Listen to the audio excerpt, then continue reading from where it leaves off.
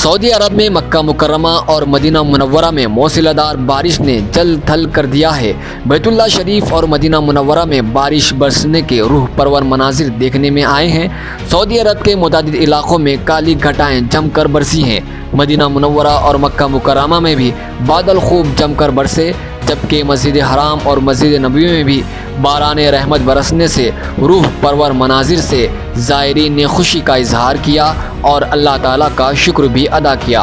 कुछ झलकियाँ ये देखें कि मस्जिद मुनव्वरा और मस्जिद हराम में ज़ायरीन ने बारिश बरसने पर भी अल्लाह की बंदगी में मसरूफ़ हैं।